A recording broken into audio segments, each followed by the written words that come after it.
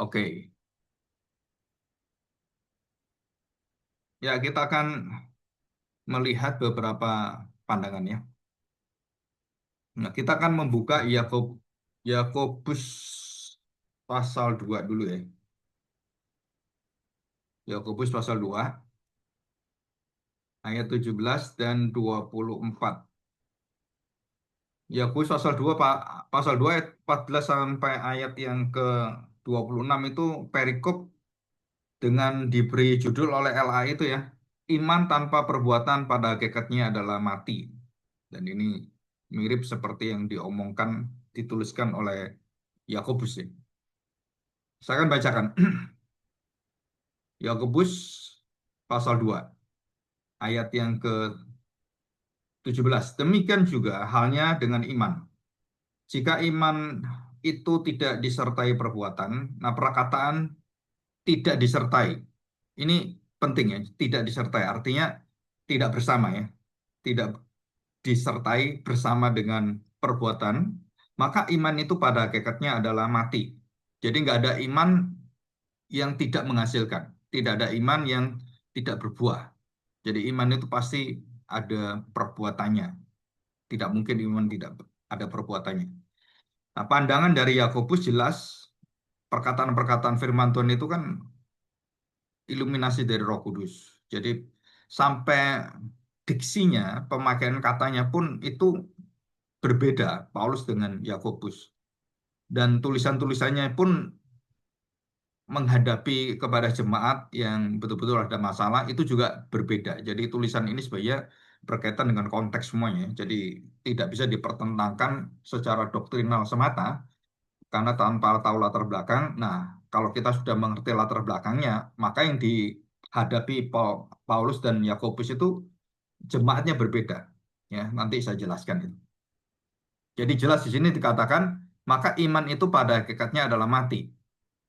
Tetapi mungkin ada orang berkata, padamu ada iman dan padaku ada perbuatan. Nah ini ada orang, ini aku iman, terserah kamu perbuatan. Nah pemecahan di dalam iman Kristen, dalam pengajaran Kristen yang membagi, oh keselamatan itu iman saja. Nggak bisa, keselamatan itu perbuatan baik menentukan. Kalau enggak, kita bisa tidak selamat. Jadi keselamatan itu bisa hilang atau bisa kemudian digagalkan oleh Tuhan karena perbuatan baik kita. Jadi ada pandangan dua itu. Padamu ada iman dan padaku ada perbuatan. Padahal iman dan perbuatan itu tidak bisa dipisah. Sesuatu yang ya mau tidak mau tidak mungkin dilepaskan. Itu satu anugerah Tuhan yang menyatui. Aku akan menjawab dia, tunjukkanlah kepadaku imanmu itu tanpa perbuatan. Dan aku akan menunjukkan kepadamu imanku dari perbuatan, tetapi dikatakan di sini dari perbuatan-perbuatanku, engkau percaya bahwa hanya ada satu Allah saja. Iman ya, ini tentang iman. Itu baik. Nah, ini contoh ini bagus sekali ya. Itu baik. Tetapi setan-setan pun juga percaya akan hal itu dan mereka gemetar. Nah, apa kelemahan dari setan yang beriman? Setan-setan itu tidak tunduk, tidak takluk, dan tidak melakukan tanda petik perbuatan yang diminta Tuhan. Menyembah dia. Itu kan perbuatan baik orang Kristen itu bukan seperti etika moral. Bukan itu ya, bukan salah itu. Jadi pengertian kita perbuatan baik itu harus perbuatan baik yang seturut kehendak Tuhan. Nah, baiknya itu baiknya Tuhan. Bukan baiknya itu baik secara moral.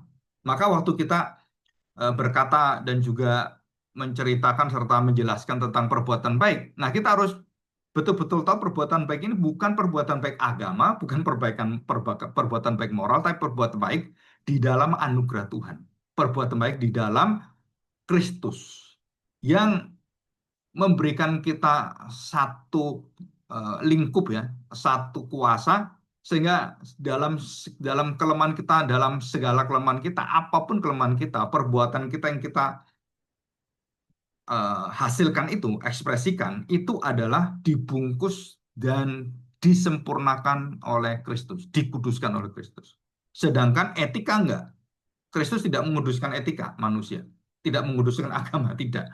Tapi dia menguduskan orang-orang percaya yang dalam perbuatan baiknya hatinya berbuat pada Tuhan. Jadi pengampunan kita, kemudian kita memberi belas kasihan atau memberi sedekah gitu kan.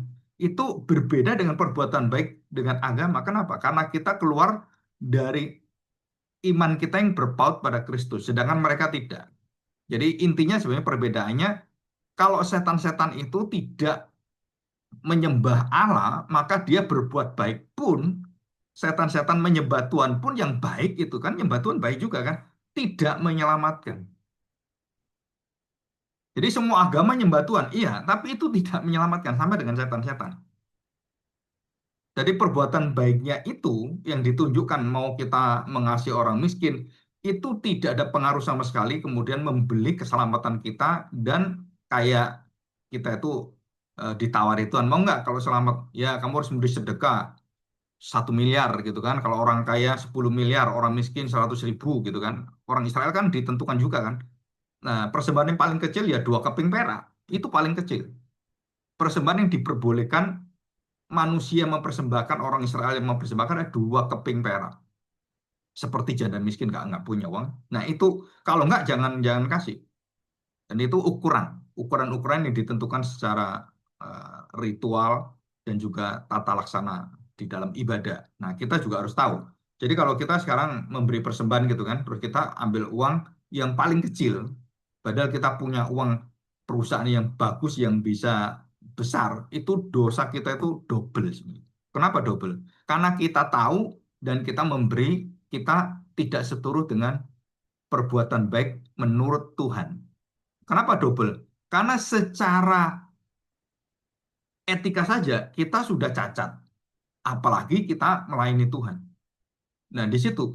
Jadi kalau saya mampu memberi, semuanya saya memberi 10.000, terus males saya kasih 2.000 aja gitu kan ke kantong kolektor. Itu double kita. Kenapa double? Karena kita mengambil porsi yang terkecil orang miskin. Padahal saya nggak miskin, nggak janda miskin kan. Jadi saya harus memberikan persembahan sesuai dengan apa yang Tuhan berikan pada saya, diukurkan pada saya. Jadi bukan perbuatan baik saya itu kemudian, wah ini kan saya kasih yang lebih gede, berarti kan Tuhan lebih senang. Nggak ada pengaruh itu. Jadi persembahan kita di gereja tuh nggak ada pengaruh dengan Tuhan. Nggak ada mempengaruhi Tuhan. Persembahan-persembahan kita itu. Yang pengaruh itu adalah hati kita yang memberi persembahan, bukan uangnya. Tuhan nggak butuh uang. Tuhan nggak butuh apapun. Ya, dia membutuhkan satu hati yang menyembah Tuhan. Nah, itu dasarnya. Oke, jadi di sini kita tahu bahwa Tuhan em, menjelaskan kepada kita melalui Yakobus, ya Roh Kudus memberikan satu kedalaman dan membandingkan itu dengan imannya iblis. Jadi kalau kita punya iman yang seperti itu, ya sama dengan iman iblis. Ada iman, nggak ada perbuatannya. Ada iman, tidak ada hasilnya. Ada iman, tidak ada kekudusannya, tidak ada belas kasihannya, tidak ada pengampunan. Ya nggak bisa. Kenapa? Karena iblis seperti itu. Menyembah, dikatakan di sini, engkau percaya, bahkan setan pun gemetar, beriman sampai gemetar. Ya, oke, sekarang ayat yang ke-24 saya bacakan. Jadi kamu lihat. Nah, perhatikan. Jadi kamu lihat. Jadi diamati ini, imannya diamati. Kalau Rasul Paulus imannya itu forensik. Yang ada dalam jiwa kita, yang ditanam Tuhan, yang asal sumber daripada keselamatan itu sendiri. Nah, kalau ini status itu kan yang bisa lihat Tuhan dengan kita dan orang-orang nggak bisa lihat ini statusnya gimana. Nah, forensik baru kita tahu di forensik. Ya, ada pembunuhan. Nah, ada tim forensik kan. Bagaimana tuh kenyataannya? Terus dilihat semuanya.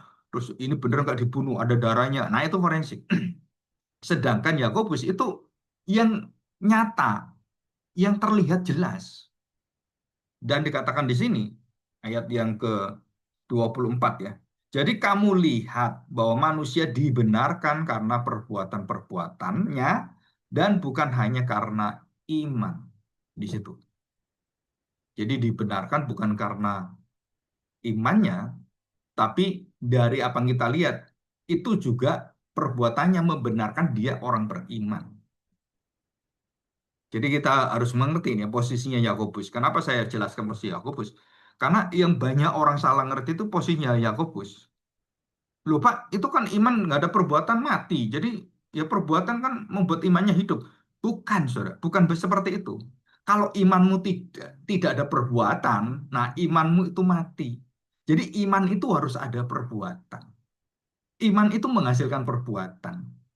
Jadi bukan perbuatan itu yang menyebabkan iman keselamatan dalam dirimu. Bukan. Bukan seperti itu. Kalimatnya jelas sekali. Dikatakan ayat 24 ya. Jadi kamu lihat manusia dibenarkan karena perbuatan-perbuatannya dan bukan hanya dikatakan bukan hanya berarti kamu itu beriman kenyataannya nggak ada perbuatannya, nggak ada kasihnya, nggak ada pelayanannya, nggak ada kerinduannya, nggak ada. Ya, itu bukan orang Kristen, itu orang Kristen KTP. Nggak punya kerinduan untuk menyembah Tuhan. Terus kemudian beribadah pada Tuhan. Maka kalau ada orang-orang yang tiap minggu tuh nggak merasakan satu kerinduan beribadah, itu problemnya tuh pasti itu sakit spiritual ya, sakit rohani. Udah diberitahu, udah dikasih ini, tetap aja sampai kayak orang itu diomongi pun nggak ada gunanya, berbusa-busa pun nggak ada gunanya. Jadi dia terikat dengan apa? Terikat dengan, "Oh, kan saya orang percaya, kan ibadah itu dalam roh dan kebenaran." Nah, dia membenarkan diri. Ah, saya di rumah udah ibadah kok. Saya sering melihat orang seperti ini. Kadang-kadang orang-orang dari perkantas itu banyak yang seperti itu. Persekutuan navigator juga. Mungkin ada beberapa orang yang harusnya nggak seperti itu ya. Tapi loh kan, yang penting dua tiga orang berkumpul kita sudah melakukan ibadah. Ih, ini jadi ibadah itu dianggap remeh, disepelekan, direndahkan seperti itu. Bukan. Ibadah itu bukan seperti itu. Bukan dua orang itu berkumpul, "Ah, itu ibadah, itu gereja." Ya, itu betul gereja. Tapi beribadah bukan seperti itu. Bukan hanya kumpul aja. Hatinya itu menyembah dalam roh dan kebenaran. Ada kerinduan. Oke, kita lihat kemudian Roma pasal 3. Ayat yang 28 dan Galatia ya nanti ya. Roma pasal 3. Ayat yang ke-28. Perhatikan. Manusia dibenarkan karena iman. Jadi dua-duanya melihat bahwa iman itu, yang satunya, iman itu menghasilkan, nah itu menyelamatkan. Paulus tidak menjelaskan tentang hal menghasilkan, tetapi iman, jenisnya iman itu, forensiknya, kenyataan imannya itu. Dari mana imannya itu? Bukan dari ritual-ritual, bukan dari moralitas, bukan dari hukum Taurat, bukan. Nah, ini harus jelas ini. Nah, saya akan bacakan ya, ayat yang ke-27. Jika demikian, apakah dasarnya, tadi kan apa yang kamu lihat, Yakobus? Nah, saya kalau berbicara dengan beberapa orang itu, sebenarnya Alkitab itu sangat mudah. Kenapa sangat mudah? Asal jangan kamu tafsirkan semau semau kita sendiri atau semau gue, seenak-enaknya kita. Dikatakan di sini, jika demikian, apakah dasarnya? Jadi ini forensiknya, dasarnya. Tadinya kan Yakobus yang terlihat, yang saya lihat. Kalau ini dasarnya, dasar itu kan akarnya kan. Yang tidak terlihat ya, semua pohon akarnya kan nggak terlihat, dasarnya bangunan nggak terlihat. Nah, itu disebut sebagai apa? Pembenaran dalam statusnya. Jadi hakikinya iman itu menyelamatkan, dan iman itu waktu diberikan oleh Tuhan, iman itu juga di dalamnya itu sudah akan mampu menghasilkan iman. Kalau kamu nggak memiliki iman ini, bukan perbuatan kamu taat pada Taurat, ritual semua, bukan, tapi imannya ini. Nah, Paulus menekankan dasarnya, dikatakan sini. Apakah dasarnya untuk bermegah? Tidak ada. Berdasarkan apa? Berdasarkan perbuatan? Tidak. Nah, beda kan? Lihat perbuatannya dan dasar perbuatannya. Jadi perbuatan baik itu bukan dasar keselamatan. Jadi jangan kita berpikir kalau saya puasa, jadi saya bisa diselamatkan karena saya menghapuskan dosa saya. Nggak ada satu manusia bisa menghapuskan dosa. Dan tidak ada orang yang tidak berdosa yang bisa menghapuskan dosa. Karena semua orang telah berdosa. Dan itu ayat jelas sekali, ayat yang 28. Karena, nah di sini katakan ya, karena kami yakin semua timnya Paulus ya, bahwa manusia dibenarkan karena iman. Jadi Paulus yakin betul. Dibenarkan apa? Karena iman. Anugerah iman itu, percaya itu. Bahwa manusia dibenarkan karena iman dan bukan karena ia melakukan ya perbuatan baik kan. Apa melakukan apa?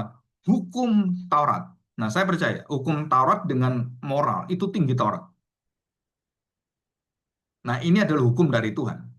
Moral kan bukan. Moral manusia yang memikirkan gitu, walaupun berasal dari Tuhan sebagai wahyu umum, kebenaran umum, tapi tidak menyelamatkan.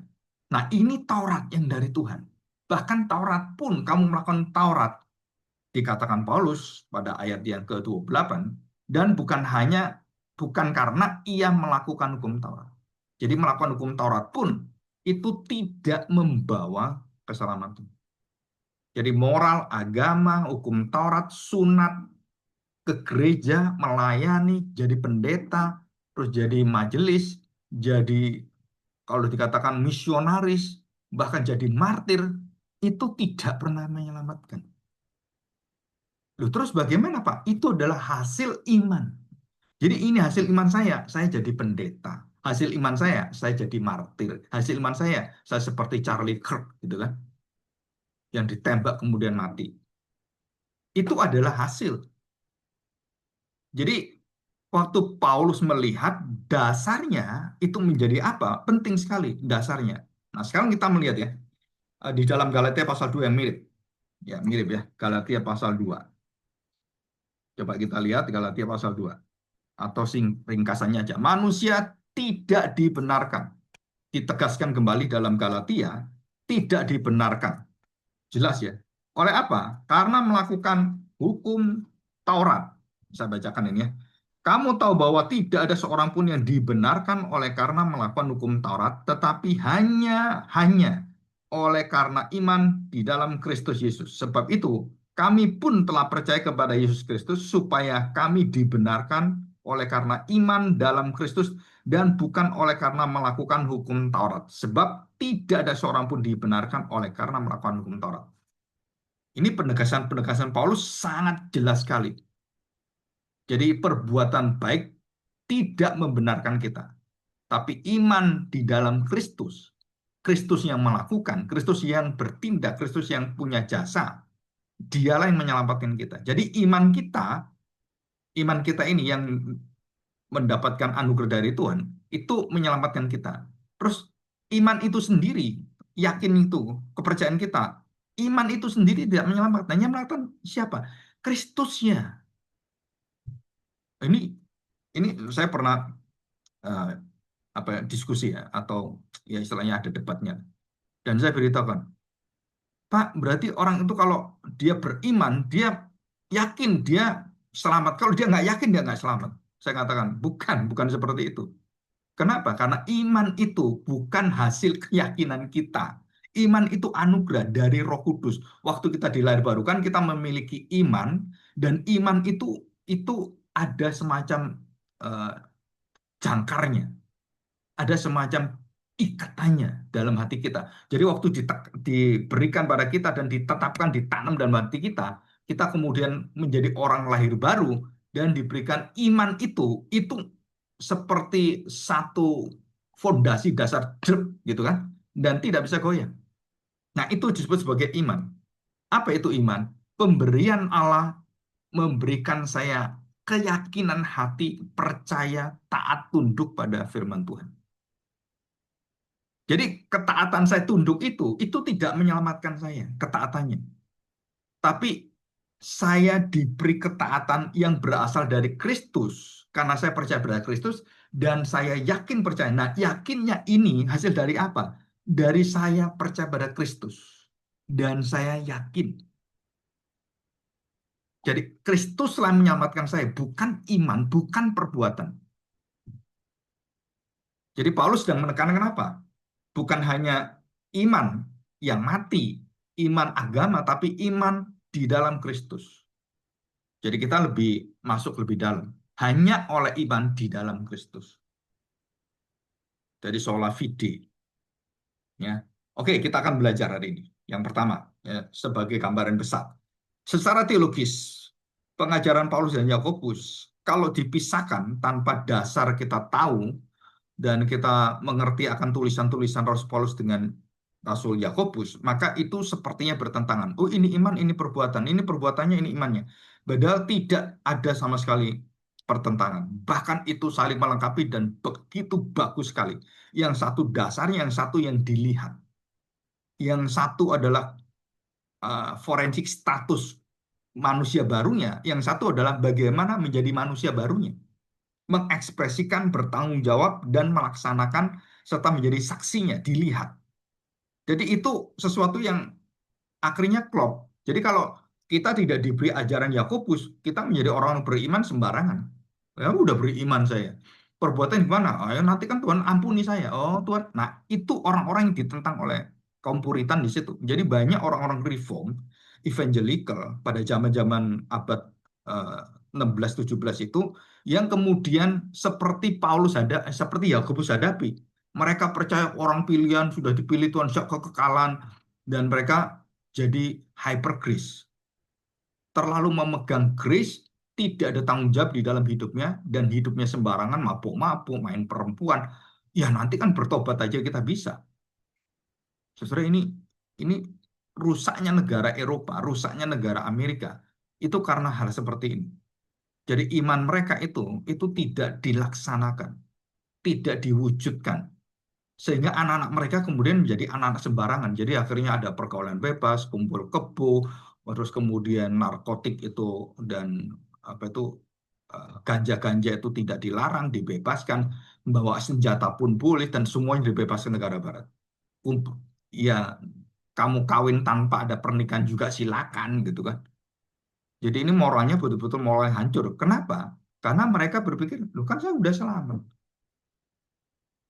Kan saya udah dipilih Tuhan ya, kan Tuhan mengampuni saya, Tuhan maha baik. Nah, ini yang Yakobus lihat itu, yang Yakobus tentang adalah, hei, kamu tahu nggak, kalau kamu tidak berbuat baik itu dalam arti berbaik bukan seperti agama itu ya, bukan perbuatan cuman yang dilihat secara kasat mata seperti orang-orang berpuasa dan semua. Bukan, perbuatan baik itu apa? Sesuatu yang berasal dari natural iman kita yang didiami oleh Kristus dan roh itu membawa kita melaksanakan menjadi terang. Jadi kebajikan, kemurahan, kasih, ya istilahnya itu buah Roh Kudus itu kan. Nah, itu muncul di situ.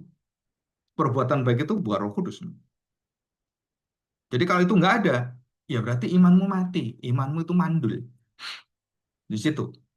Ya, ini yang pertama ya. Jadi tidak ada yang berlawanan, tidak ada yang bertentangan, tetapi itu adalah satu kebenaran yang paradoks. Seolah-olah nggak bisa disatukan dalam pikiran kita, tetapi itu kebenaran itu saling membentuk dan kayak orang itu antara satu warna dengan warna yang lain yang berbeda warna, yang satu putih, yang satu hitam, yang satu putih, satu merah, tapi waktu digabungkan itu menjadi satu bentuk lukisan yang sangat indah, apakah itu manusia, pemandangan semuanya. Padahal berbeda-beda, warna berbeda, tetapi waktu disatukan di dalam kuasa firman Tuhan itu dan Roh Kudus itu menyatukan pengajaran Yakobus dan Paulus, itu menjadi pengajaran yang sangat komplit, indah, sempurna. Dan tidak ada agama mengajarkan seperti itu. Nah, contoh kedua, kedaulatan Allah dengan tanggung jawab manusia atau free will, kebebasan manusia. Itu juga sama. Loh kan kalau saya bebas, kalau saya nggak bebas, saya nggak bisa milih. Nah, karena orang berpikir free will-nya itu, free will yang secara dunia. Apakah free will yang dalam Alkitab sama dengan free will yang ada di dalam filsafat, free will yang ada di agama, atau free will dalam pengertian zaman modern? Aku bebas mau menggugurkan kandungan, itu kan tubuh saya sendiri. Saya mau aborsi seenak saya karena itu kan badan saya. Itu perempuan-perempuan seperti itu di Eropa, di negara-negara maju. Jadi mereka mau apa kamu? Itu kan hak saya, bukan hak orang lain, itu kan pribadi saya. Jadi akhirnya orang itu kehilangan disebut sebagai kaitan antara hidup dengan imannya. Jadi Yakobus melihat ini orang beriman tapi hidupnya sama aja dengan dunia. Ya ganja, ya main perempuan, ya main rokok, minum. Ini kok aneh gereja seperti ini, gereja-gereja di Maluku gitu, di Papua kan banyak yang gitu kan. Bahkan majelis-majelisnya juga kan ya minum seperti itu, mabuk-mabuk lagi gitu kan. Sebelum rapat majelis juga minum-minum dulu gitu kan. Itu saya dengar dari murid-murid saya yang dari Papua gitu kan. Oh iya Pak, itu udah natural katanya. Waduh, jadi kita sudah tidak tidak bisa apa ya sudah tidak bisa bersih lagi dan kemudian kita tercemar di dalam kehidupan kita. Ya. Oke, kita lihat sekarang kedua. Nah, perhatikan, yang kedua adalah sudut pandang. ya sisi sudut pandang yang berbeda. Boleh katakan sebab dan akibatnya, akarnya dan kemudian buahnya, pohonnya kemudian buahnya. Nah, di sini kita melihat keduanya itu tidak apa ya, ke orang tidak pincang, tetapi pas dan lancar gitu. Jadi kalau itu diklopkan, waduh lancar ini. Wah ini pasangan ini kalau dia main ini, pasangan apa ini bulu tangkis gitu kan. Wah, kenapa yang satu kok pendek, kenapa yang satu tinggi? Wah, dia tinggi itu berada di belakang untuk mengcover. Nah, yang pendek di depan. Kalau bagaimana kalau tinggi-tinggi? Wah, ada susah. Karena kalau tinggi-tinggi nggak kelihatan. Maka yang sering juara dunia tuh pasangan yang ya, nggak sama tingginya, tetapi ada perbedaannya. Dan juga ada keistimewaannya. Karena yang di depan kalau pendek itu dia gampang untuk bisa cemes. Ya smash itu di depan. Kalau dia tinggi kan wah susah itu. Nah, di situ. Jadi dia kan lebih pendek. Jadi itu semuanya merupakan satu kesempurnaan sebenarnya. Dari apa? Dari pandangan-pandangan dari pola hidup kita itu kita sudah harus belajar untuk apa? Semuanya ini nggak ada sesuatu yang sia-sia, nggak ada sesuatu yang terlupakan dan tidak ada sesuatu yang datang itu nggak ada artinya gitu. Semuanya ada artinya.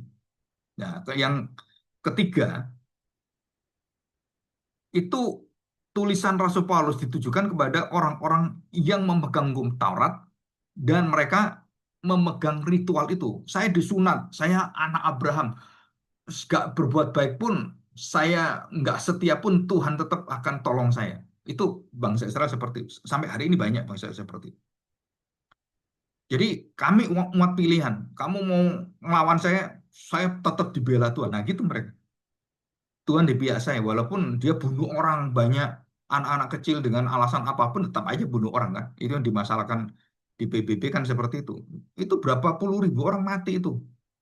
Kamu hantam teroris, tapi yang lain kena mati ya. Kamu tanggung jawab dong di situ kan. Dan Israel tanggung jawab memberi makan hampir sekarang ini udah hampir 1 juta orang lebih itu yang jadi pengungsian itu. Waduh ngeri itu. Tiap hari mereka kelaparan itu. Jadi yang ketiga, masuk yang keempat, pemirsanya, jemaatnya itu beda latar belakang. Yakobus melihat orang-orang Kristen ini tidak berbuah. Terus Paulus melihat ini orang-orang Kristen yang dari Yahudi itu, yang memiliki hukum Taurat itu, memaksakan bahwa mereka memaksakan perbuatan dalam hukum Taurat itu, sunat dan lain-lain, harus sabat apa, diterapkan di gereja. Sehingga Paulus kemudian dengan Yakobus menghadapi kedua masalah yang berbeda. Nah, jawabannya tentang imannya juga berbeda. Sudut pandangnya berbeda. Tetapi mereka saling melengkapi di situ ya. Jadi kita bisa melihat bahwa anugerah itu dalam iman tidak membuang atau tidak mengabsenkan, tidak menghadirkan atau istilahnya orang tidak menyatakan iman dalam perbuatan baik. Jadi iman itu pasti menyatakan perbuatan baik dan bukan sesuatu yang lain. Jadi kalau saya sekarang ke gereja, saya ke gereja itu antara perbuatan baik, perbuatan agama, atau saya ke gereja itu karena perbuatan baik, karena saya melihat Kristus. Nah, itu beda. Beda.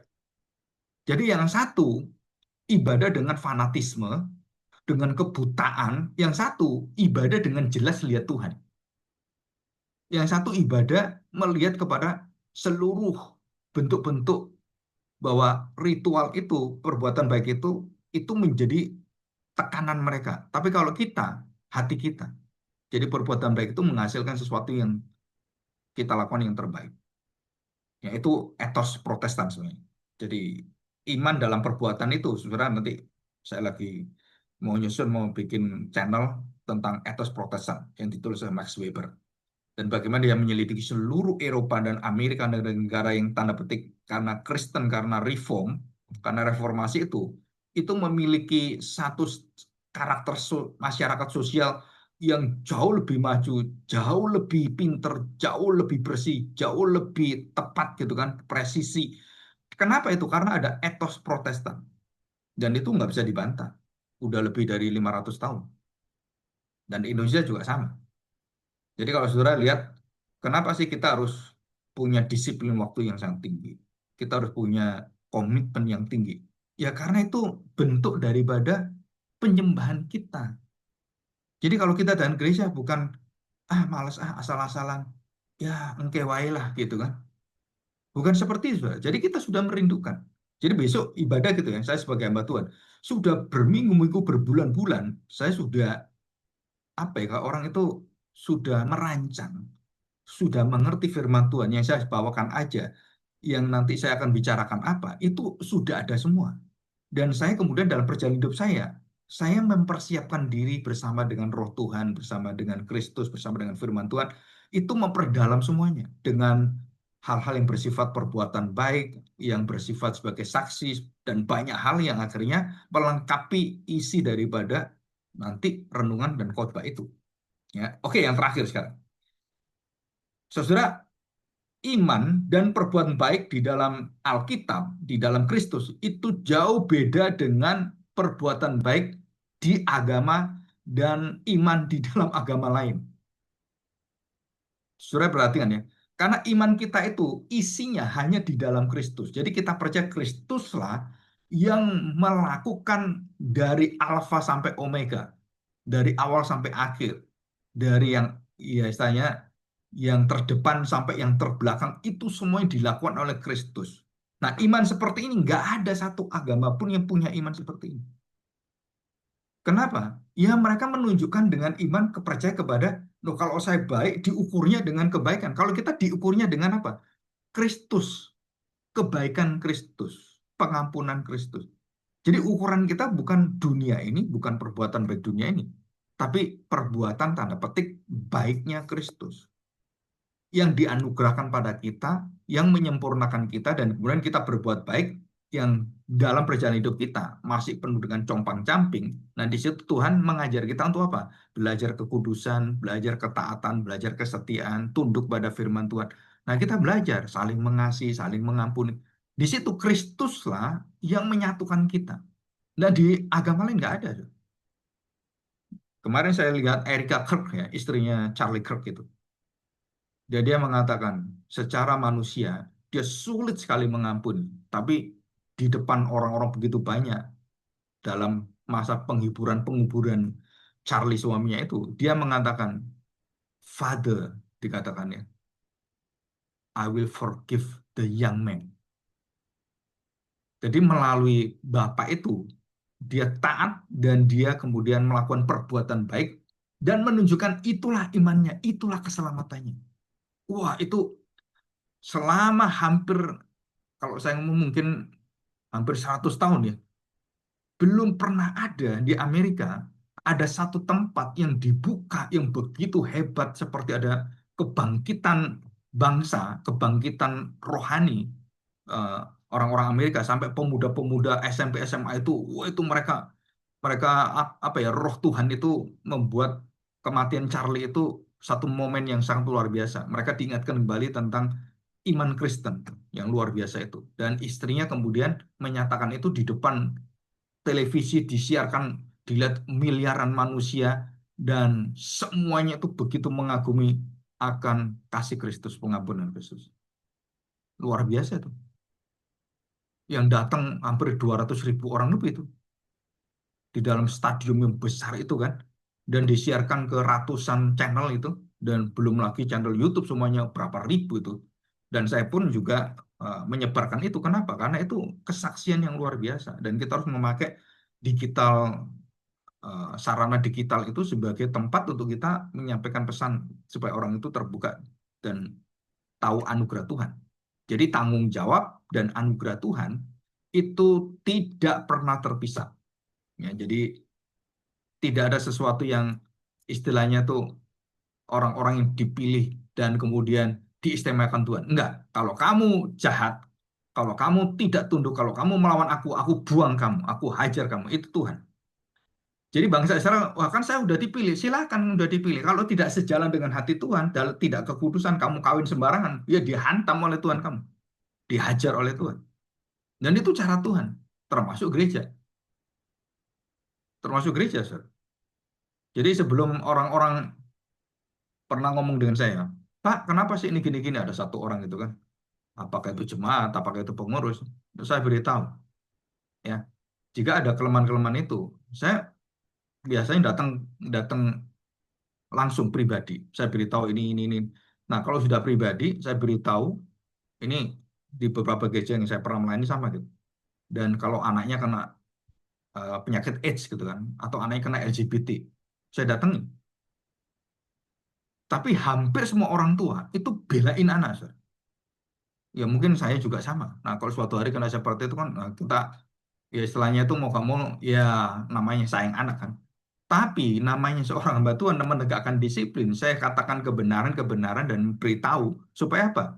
Nanti oh, Bapak nggak ngomongin saya, Bapak udah tahu. Loh, sudah saya ngomongin, saya udah tahu.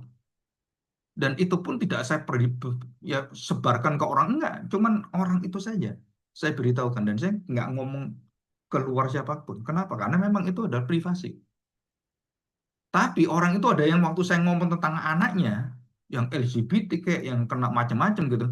Orang itu kalau dia punya iman yang baik, itu akan terima dengan kerendahan hati dan bersyukur. Tapi kalau dia imannya itu iman sembarangan, wah jadi musuh.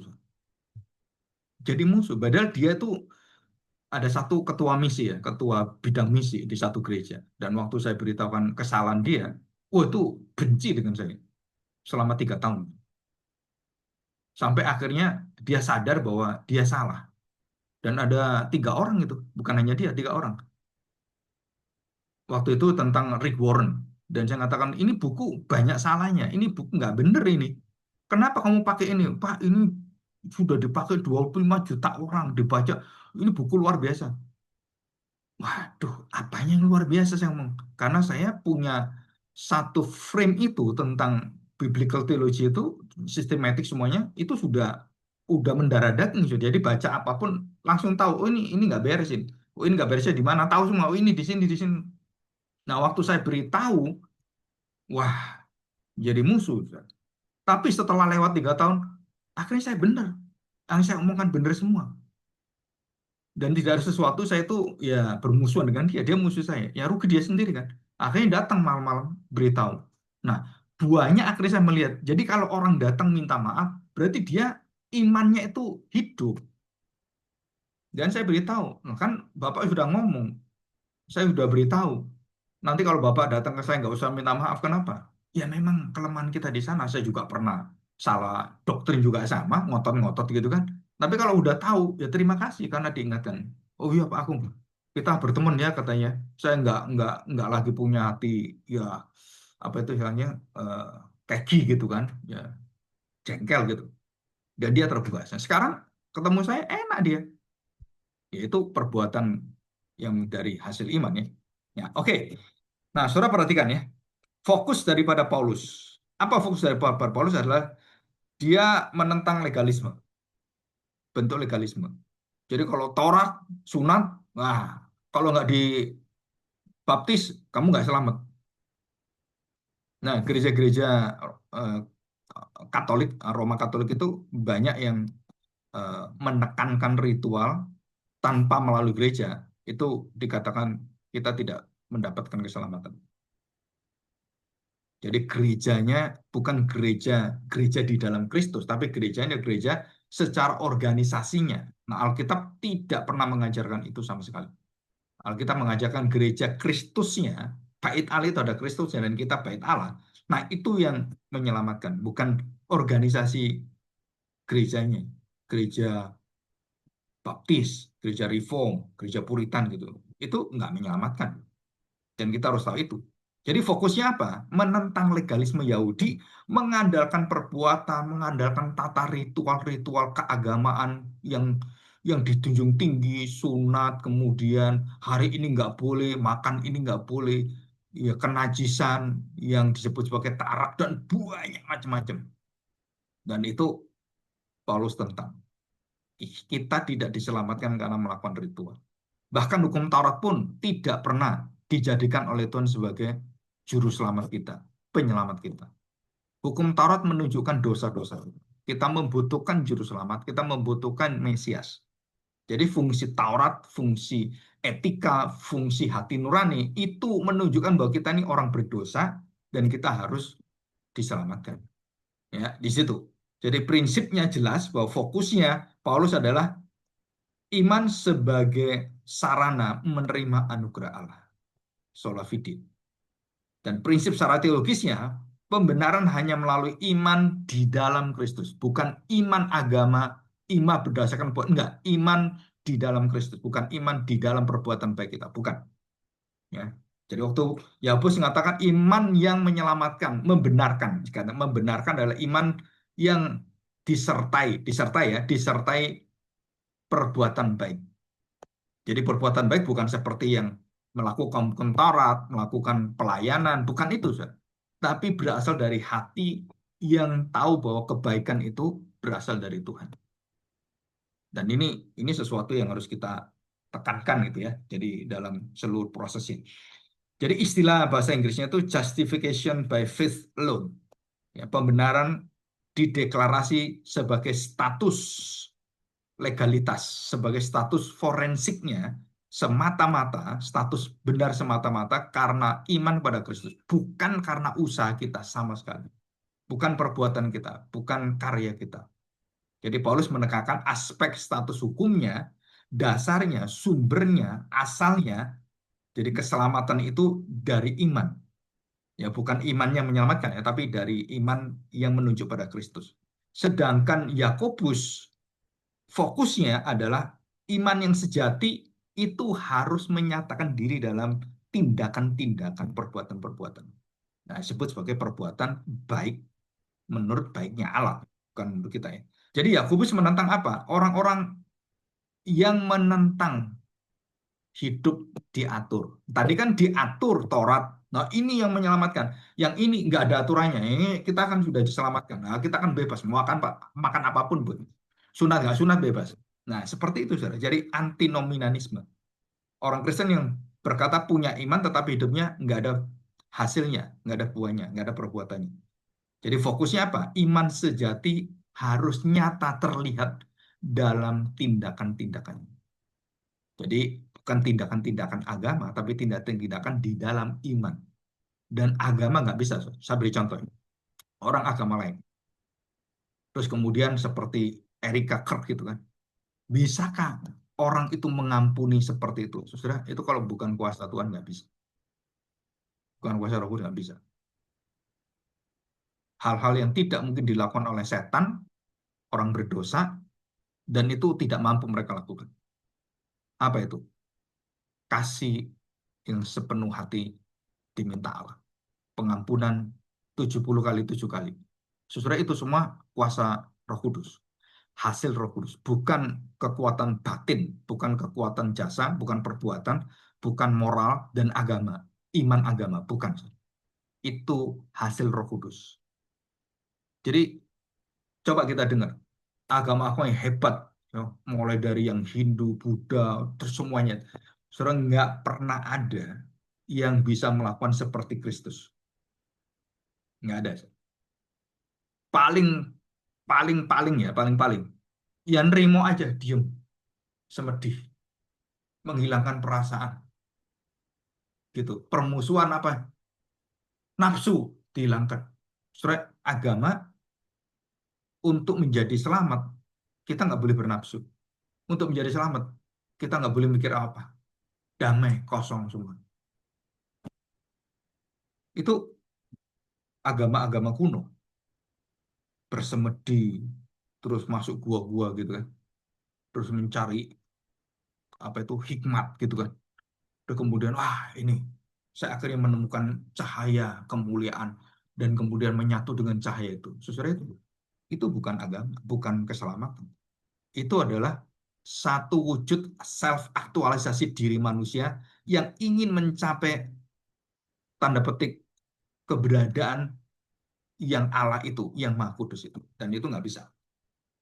Jadi justification by faith gitu ya.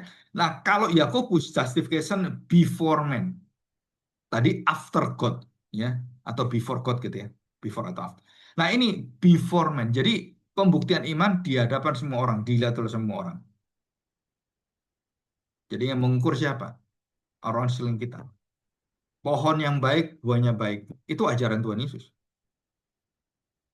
Jadi pohon baik itu apa? Ya keselamatan.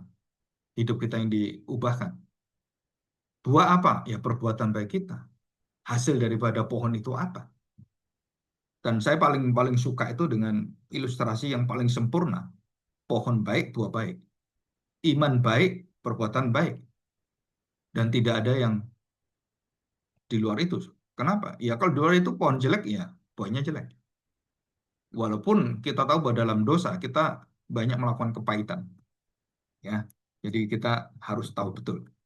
Oke, sekarang kita lihat dasar yang ditentang itu apa? Ya, dasar yang ditentang. Paulus melawan orang percaya kepada perbuatan yang menghasilkan keselamatan. Yakobus melawan orang yang mengaku percaya tapi nggak ada perbuatannya. Jadi Paulus melawan orang yang percaya pada perbuatannya. Yakobus melawan orang yang tidak ada perbuatannya, dia percaya. Jadi dua-dua ini sama. Sama apa? Jadi pandangannya dilihat dari ekspresinya, ini dilihat dari impresinya. Ini di dalamnya, ini yang keluar. Ini X, ya. Import ekspor. Importnya iman, pembenaran oleh iman, ekspornya perbuatan baik menunjukkan bahwa iman itu adalah iman yang baik, iman yang menyelamatkan.